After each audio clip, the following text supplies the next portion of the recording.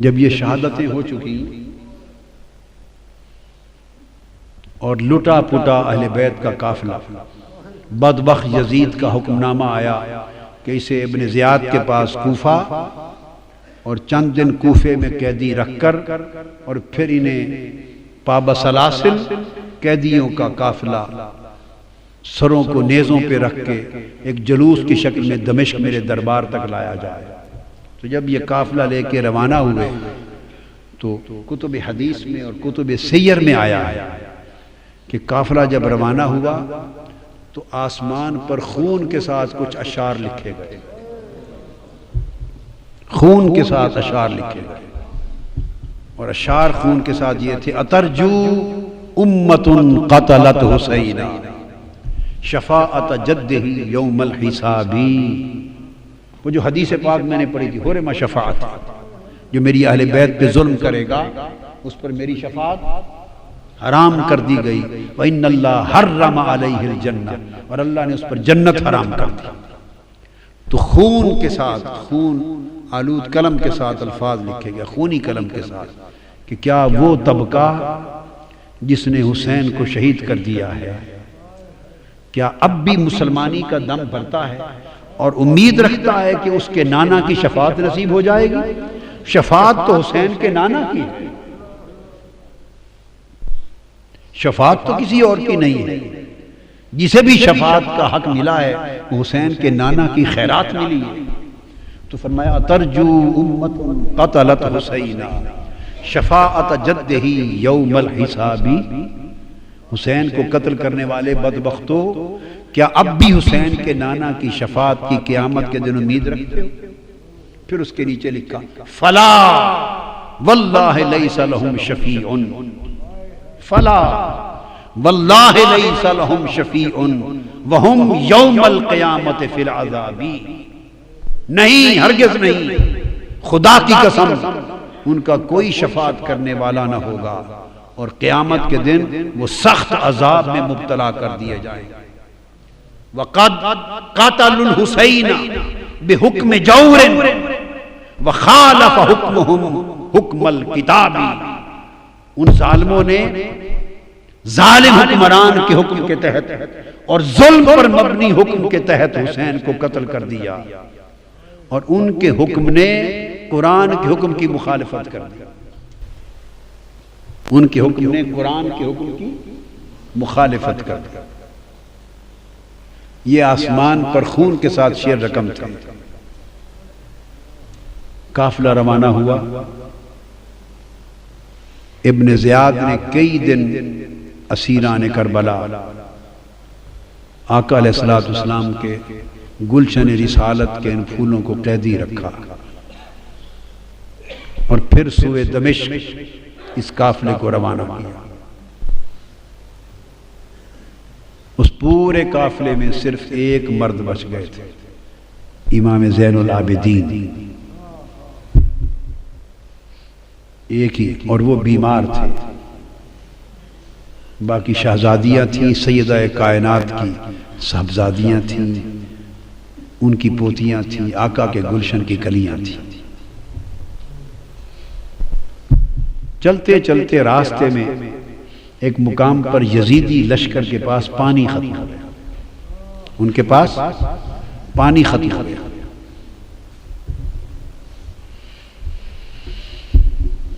انہوں نے قافلہ روک دیا اور کہا کہ پانی لے لیں۔ یزیدی قافلے کا سربراہ، دھوپ تھی، چلچلاتی دھوپ تھی، صحرا تھا، اس نے اپنے لیے خیمہ نصب کرایا، چونکہ بڑے دور سے پانی آنا تھا۔ خیمہ نصب کر کے آرام سے سائے تلے بیٹھ گیا اور تمازت آفتاب سے تپتے جلتے ہوئے ٹیلوں پر حضور کی شہزادیوں کو ننگے آسمان کے نیچے بٹھا دیا۔ پورا قافلہ اسی حال میں ان کے پانی کے انتظار میں یہ چلچلاتی دھوپ میں تپتا رہا۔ امام علی مقام سیدنا امام حسین کی پیاری لخت جگر شہزادی سیدہ سکینہ، اصل نام ان کا عربی وزن میں سکینہ ہے، عرف عام میں سکینہ چلتا ہے، مگر اصل لفظ سکینہ۔ سیدہ، میں عرف عام کا لفظ استعمال کروں گا، تلفظ بتا دی، سکینہ، سیدہ سکینہ، سیدہ سکینہ۔ دھوپ میں چھوٹی معصوم شہزادی دیکھا کہ صحرا میں چھوٹا سا ایک درخت ہے، ٹیلا ہے، چھوٹا سا ٹیلے کے ساتھ جھاڑی ہے، اس کا تھوڑا سا سایہ ہے، چلچلاتی دھوپ ہے۔ سیدہ سکینہ اس دھوپ کے اندر اس سایہ دار چھوٹی سی جھاڑی میں جا کے مٹی کا سرہانہ بنا کے لیٹ گئی، ریتلے سرہانے پہ لیٹ گئی۔ سیدہ سکینہ کی آنکھ لگ گئی، آڑ تھی اس درخت کی جھاڑی کی، پانی آیا، یزیدیوں نے آواز دے دی، قافلہ چل پڑا، اور کجاوے میں تھی چونکہ سیدہ سکینہ، اونٹ بیٹھ گئے تھے، کسی کو خبر نہ تھی، تو سیدہ سکینہ کو وہیں سویا ہوا چھوڑ کے قافلہ چلا۔ قافلہ تھوڑی دیر آگے گیا تو آگے جس شخص کے ہاتھ میں نیزہ تھا، امام عالی مقام کا سر انور جس پر تھا، وہ اس کے ہاتھ سے چھوٹ کر زمین میں گڑ گیا۔ انہوں نے کوشش کی کہ اس نیزے کو اکھاڑ کے آگے چلے، پر نیزہ ایسا جمع کہ اس کی پوری طاقت کے باوجود امام حسین کے سر انور آگے نہیں چلا۔ اس نے اور لوگوں کو بلایا، اوروں کو بلایا، بڑی کوشش کی، مگر امام حسین کے سر انور جس نیزے پر تھا وہ نیزہ آگے نہیں چلا، گڑا ہوا نیزہ ہلا نہیں۔ وہ پریشان ہو گئے، وہ سیدنا امام زین العابدین کے پاس گئے۔ یہ تو انہیں معلوم تھا کہ کیا ماجرا ہے، آپ کے بابا آگے نہیں چل رہے، ان کا سر انور آگے نہیں چلتا۔ ان کی آنکھیں آپ دیدہ ہو گئیں۔ وہ اپنی ہمشیرہ، اپنی پھوپھی سیدہ زینب کے پاس آئے، عرض کیا، پھوپھی جان، آپ ذرا اونٹوں کے کجاووں میں شہزادوں اور شہزادیوں کو گن لیں، لگتا ہے بابا جان کا کوئی شہزادہ یا شہزادی رہ گئی ہے، سر انور آگے نہیں چلتا، نیزہ گڑ گیا ہے۔ سیدہ زینب نے ایک ایک کا نام لے کر پوچھا، تسلی کی کہ سارے شہزادے شہزادیاں کجاووں میں تو ہیں۔ جب سیدہ سکینہ کا نام لیا تو جواب نہیں آیا، بار بار سکینہ سکینہ سکینہ کہا تو جواب نہیں آیا۔ جب جواب نہیں آیا تو وہ تڑپ اٹھی، اپنے کجاوے سے نیچے آ گئی اور کہنے لگی کہ حسین کی سکینہ رہ گئی ہے کہیں۔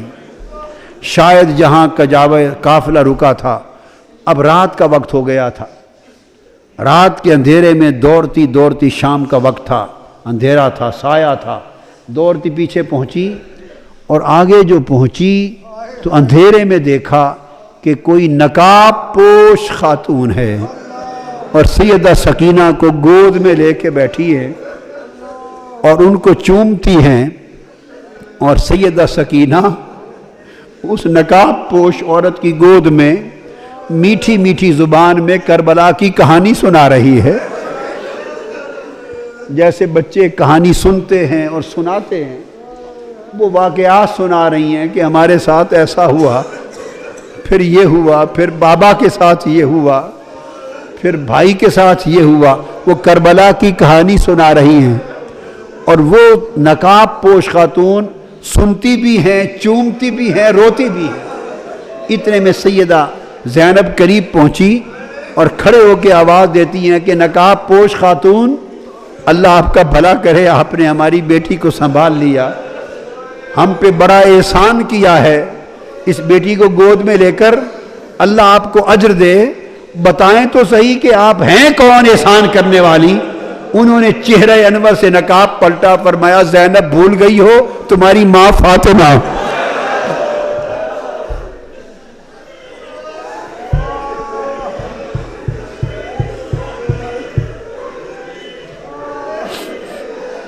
فاطمہ حسین کی لخت جگر، حسین کے سینے پہ سونے والی سکینہ تنہا رہ گئی تھی، قافلہ چل پڑا تھا، تو میں اس کو تنہا رہ کر قبر میں نہیں رہ سکی، میں نے چاہا کہ میں جا کے سکینہ کو سنبھال لوں۔ یہ روح تھی، مجسم تھی، کیا تھی؟ سیدہ کائنات کی روح اقدس مجسم تھی، متمثل تھی روح اقدس۔ تنہائی میں سکینہ کو سنبھالا دیا، ان کو ساتھ لیا۔ وہ تو چونکہ روحانی طور پہ ایک آمد تھی، رخصت ہو گئیں، نگاہ سے اوجھل ہو گئیں، سیدہ سکینہ کو لے کے، سیدہ سکینہ کو لے کے کجاوے میں رکھا چل پڑی۔ اور اس طرح وہ حلب کے راستے سے ہوتے ہوئے، پھر حمص سے اور حما کے راستے سے ہوتے ہوئے جس شہر سے گزرتے تھے، بدبختوں نے وہاں استقبال کی تیاریاں کر رکھی تھیں، شادیانے بجتے تھے، وہاں باجے بجتے تھے، شہر سجائے گئے تھے، اور یزید کی فتح کے جشن منائے جا رہے تھے۔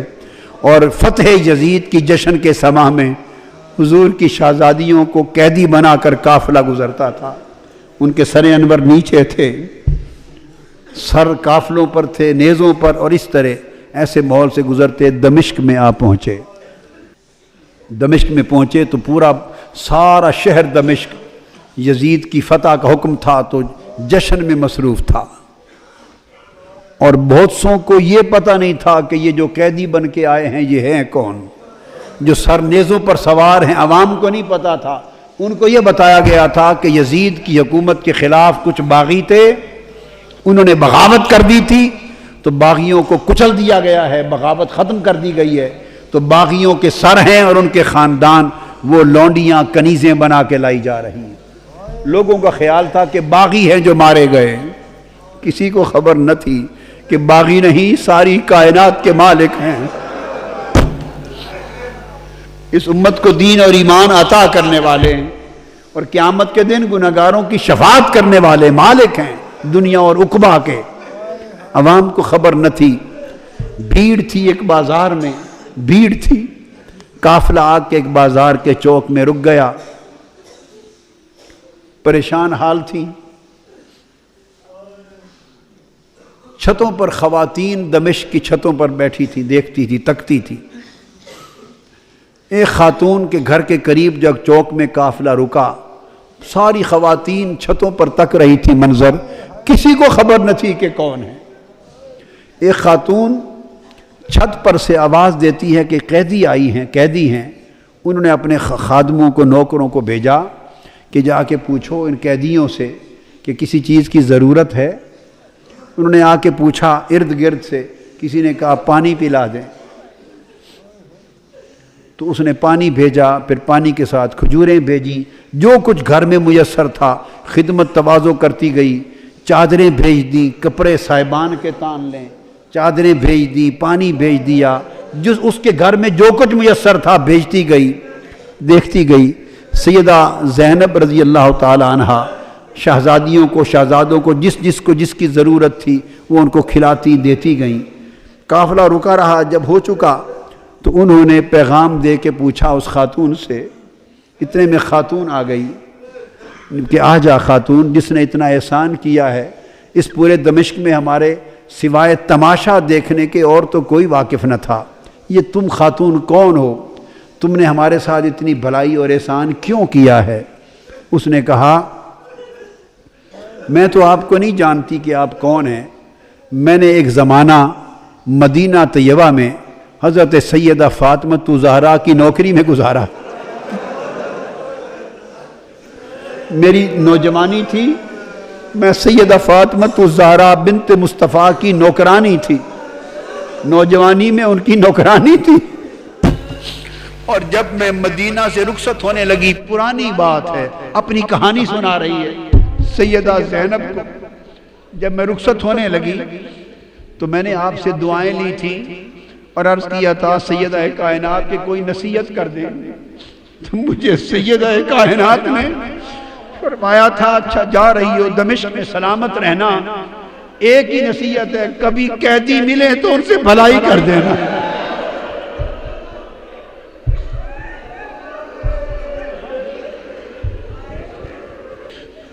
آپ بی بی مجھے تو کوئی پہچان نہیں ہے، میں تو نہیں جانتی آپ کون ہیں، اتنا ہی سنا ہے کہ کوئی باغی تھے وہ مار دیے گئے اور قیدی ہو کے آئے ہیں، میں نے تو بھلائی اس لیے کی ہے کہ مجھے میری سیدہ نے، سیدہ کائنات فاطمہ الزہرا نے نصیحت کی تھی، ایک ہی نصیحت کی تھی، کہا تھا سلامت رہنا، زندگی میں کبھی کوئی قیدی مل جائیں تو ان سے بھلائی کر دینا۔ میں تو آج سیدہ فاطمہ الزہرا کی اس وصیت پہ عمل کر رہی ہوں. میں نے دیکھا ہے قیدی ہیں تو میں نے تو قیدیوں سے نیکی کر دی ہے، بھلائی کر دی. سیدہ زینب کے آنسو نکل آئے، خاموش نہیں، خاموش نہیں. آپ نے جواب میں کہا اچھا بی بی تو نے قیدیوں سے بھلائی کی ہے، قیدیوں پر احسان کیا ہے، بتائیں ہم قیدی لوگ تیری بھلائی کا بدلہ کیا دے سکتے ہیں؟ میں کیا بدلہ دوں، کیا چاہتی ہو؟ اس نے کہا بی بی ایک دعا کر دے، دعا کر دے. جب میں سیدہ فاطمہ الزہرا کی نوکرانی تھی تو ان کے چھوٹے چھوٹے دو بیٹے تھے، حسن اور حسین، اور ایک چھوٹی شہزادی تھی زینب. ان کو بچپن میں دیکھا تھا، تھوڑی عمر میں. سیدہ کائنات تو وصال فرما گئی، اب مجھے نہیں معلوم وہ کس حال میں ہے. اور میں نے یہ بھی سنا تھا کہ حسن مجتبیٰ بھی وصال فرما گئے. اب میری یہ التجا ہے، دعا کر دے کہ کبھی زندگی میں سیدہ کائنات کے بیٹے حسین کو دیکھ لوں اور ان کی شہزادی سیدہ زینب کو دیکھ لوں، میری ان سے ملاقات ہو جائے، یہ دعا کر لے. تو سیدہ زینب فرماتی ہیں بی بی تیری دعا قبول ہو گئی، یہ نیزے پر حسین ہے اور یہ قیدی زینب.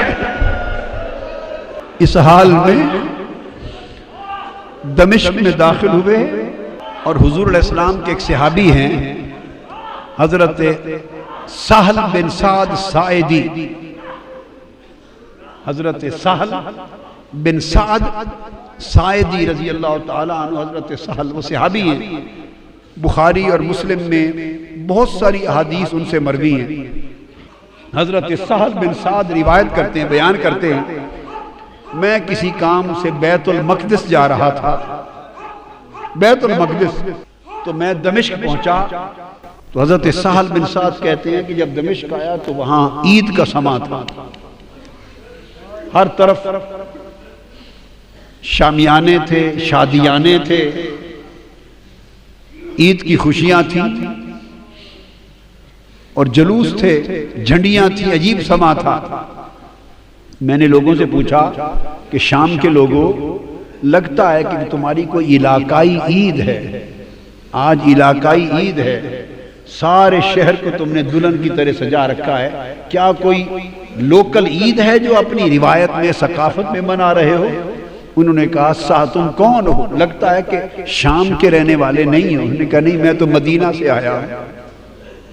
معمر تھے اس وقت، عمر رسیدہ تھے. تو پوچھے میرا نام سہل ہے، میں حضور علیہ السلام کو میں نے دیکھا ہے، زیارت کی اور آپ سے کچھ باتیں بھی سنی ہیں، تو میں نہیں جانتا یہاں کے حالات. انہوں نے کہا تمہیں معلوم نہیں کہ یہاں باغی تھے، انہوں نے بغاوت کی تھی، یزید کی حکومت کے خلاف بغاوت کچلی گئی ہے، یہ باغیوں کے سر ہیں اور یہ ان کی عورتیں ہیں، کنیزیں اور لونڈیاں بنا کے لائی گئی ہیں. انہوں نے دیکھا آگے جا کر کہ یہ باغی کون ہیں؟ حضرت سہل بن سعد. انہوں نے تو مدینہ کی گلیوں میں حضرت امام حسین کو آقا کے کندھوں پر سواری کرتے دیکھا ہوا تھا اور آقا کے سینہ اقدس پہ کھیلتے اور زبان مصطفیٰ کو چوستے اس دور میں دیکھا ہوا تھا.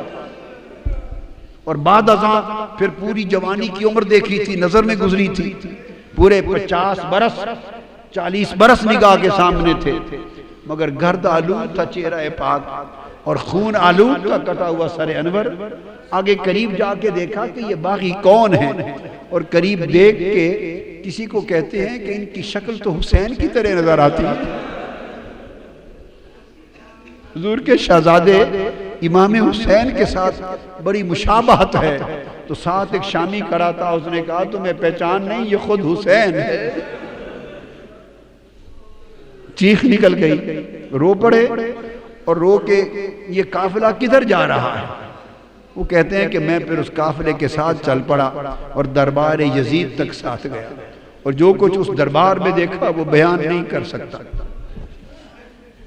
اس دربار میں جب بدبخت یزید کا جو شراب میں دھت تھا شطرنج کھیل رہا تھا، جب قافلہ پیش ہوا اور ساری شہزادیوں کو اور امام زین العابدین کو کھڑا کر دیا گیا، تو تو اس وقت وہ آ کے دربار پہ بیٹھا، اس نے کہا ایک ایک کا نام لے کر بتاؤ یہ کون ہے، یہ کون ہے، یہ کون ہے۔ سیدہ سکینہ چھوٹی سی عمر ہے، 4-5 سال کی عمر ہے، اور ہاتھوں سے اپنا چہرہ چھپاتی،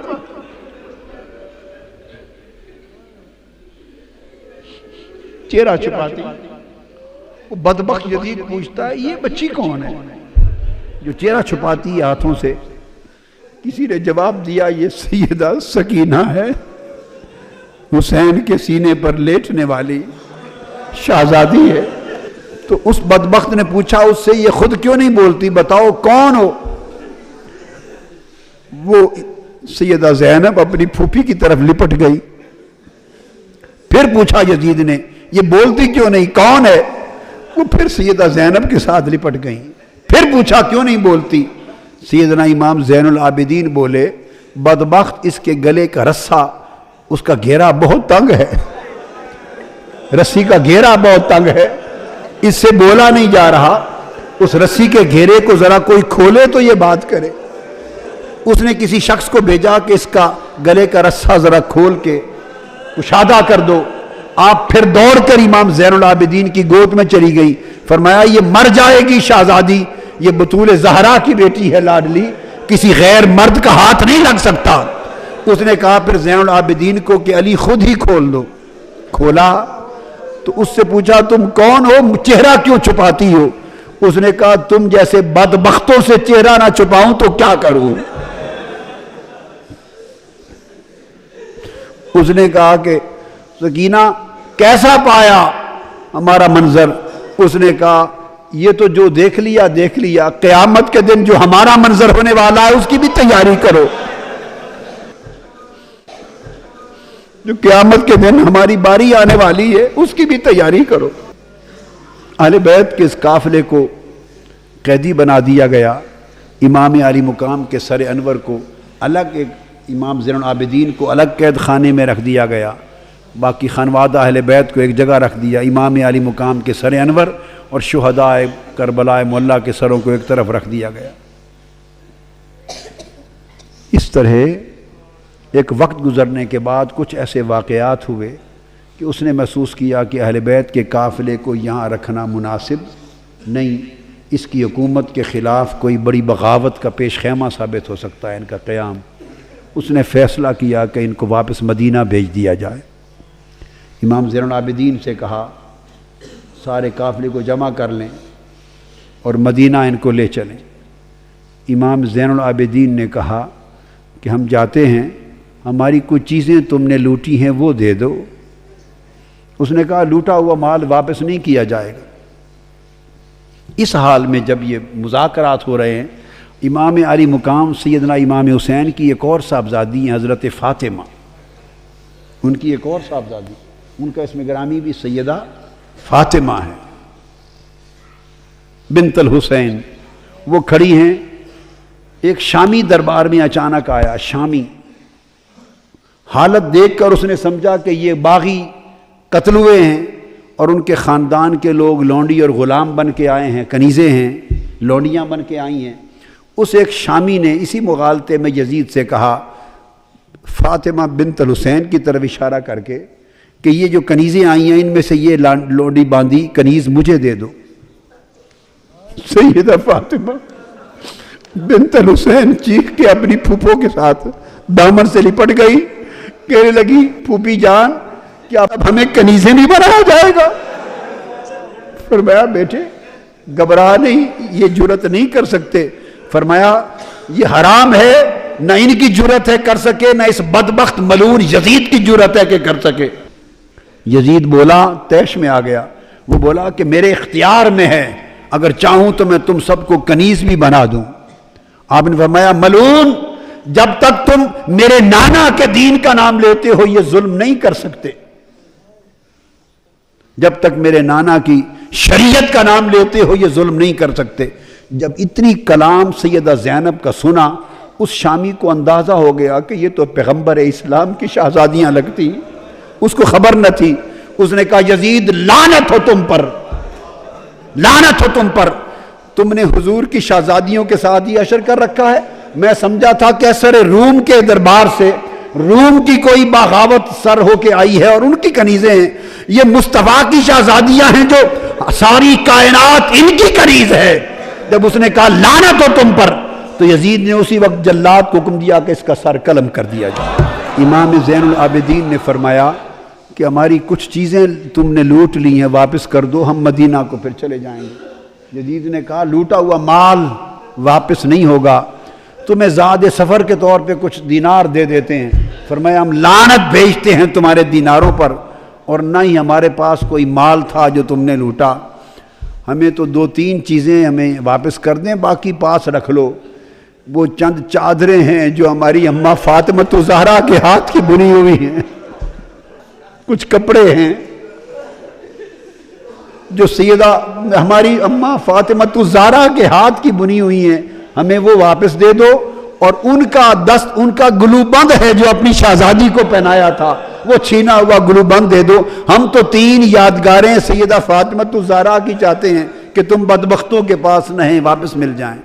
وہ تینوں چیزیں واپس لے لی۔ قافلہ روانہ ہو گیا اور چلتے چلتے کربلا معلی، 3 دن شہداء کربلا معلی اور امام علی مقام کے مزارات اقدس پر تعزیت کے لیے 3 دن قیام کر کے مزارات کی زیارت کر کے واپس مدینہ پہنچا۔ جب شہر مدینہ کے باہر پہنچے تو پھر آگے مدینہ میں داخل ہونے کی سکت نہ تھی، نہ امام زین العابدین کو سکت تھی، نہ سیدہ زینب کو سکت تھی۔ ان کے خدام میں بشیر نامی خادم تھے، ان کو بھیجا کہ اب ہم تو آگے کیسے جائیں، جاؤ اہل مدینہ کو خبر کر دو کہ لٹے ہوئے لوگ آ رہے ہیں، خانوادہ رسول آج اسیران دمشق بن کے واپس آ رہے ہیں۔ اس شخص نے جا کے مدینہ پاک میں خبر کی، مدینہ پاک میں قیامت آ گئی، ایک کوہرام مچ گیا۔ اہل مدینہ کہتے ہیں کہ اتنی قیامت یا اس دن آئی تھی جس دن حضور علیہ السلام کا وصال ہوا تھا، یا یہ قیامت اس دن آئی جب سیدہ زینب اور امام زین العابدین کا لٹا ہوا قافلہ حضور کے گھر واپس پہنچا۔ سارے اہل مدینہ باہر آ گئے، روتے چیختے تڑپتے، ایک قیامت کا سما تھا، روتے چیختے اس لٹے قافلے کو لے کے آئے اور سیدھا آقا علیہ السلام کی بارگاہ میں روضہ رسول پہ جا کے گر پڑے۔ امام زین العابدین اور سیدہ زینب روتے ہوئے آقا کی قبر انور پہ گر کر عرض کرتے ہیں نانا جان، آپ کا حسین قتل کر دیا گیا ہے جو آپ کے کندھوں پہ سواری کرتا تھا۔ اور جب گئے تھے تو آپ کا خاندان ہرا بھرا خاندان گیا تھا، آج لٹ کر واپس آئے ہیں، ایک بیمار کے سوا کی نسل کا کوئی بچہ واپس نہیں بچا یا رسول اللہ۔ انا للہ و انا الیہ راجعون لا تقولوا لمن يقتل في سبيل الله اموات بل احیاء ولكن لا تشعرون۔ امام علی مقام نے اپنے نانا کے ساتھ کیا ہوا وعدہ پورا کر دیا، ان کے کندھوں پر کرائی گئی سواری کا بدلہ چکا دیا، ان کی زبان چوسنے کے نتیجے میں پیاسا رہ کر زبان کے چوسنے کے احسان کا بدلہ چکا دیا، اور آقا علیہ الصلوۃ والسلام کے دین کی حفاظت اور دین کی گلشن کی آبیاری اپنے خون سے کر کے امام علی مقام نے اپنا فرض ادا کر دیا۔ آقا علیہ الصلوۃ والسلام کے پاس یہ قافلہ مدینہ طیبہ میں واپس آیا، اور پھر امام زین العابدین پوری عمر تنہا ایک جگہ رہتے، عبادت کرتے اور روتے رہتے، اتنی کثرت سے روتے تو کسی نے پوچھا کہ آپ اتنا کیوں روتے ہیں؟ وہ فرماتے تھے کہ حضرت یعقوب علیہ السلام کا ایک یوسف گم ہوا تھا، حضرت یعقوب کا ایک یوسف گم ہوا تھا، وہ رو رو کے نابینا ہو گئے تھے، ان کی بینائی چلی، وَابْيَضَّتْ عَيْنَاهُ، ان کے غم میں ان کی بینائی چل بسی تھی۔ تو میرے مصطفیٰ کے تو سارے یوسف چل بسے ہیں، گلشن مصطفیٰ کے سب یوسف گم ہو گئے۔ دوستو، حسین سے محبت کرنا، حسین کا غم کرنا، حضور کے عطرت اور اہل بیت اور خانوادہ کا غم کرنا، ان سے محبت کرنا اور غم حسین اور غم اہل بیت میں آنسو بہانا، یہ باعث بخشش ہے، باعث مغفرت ہے، گناہوں کی تلافی کا سبب ہے، آقا کی بارگاہ کی قربت ہے، حضور کی شفاعت کا سبب ہے۔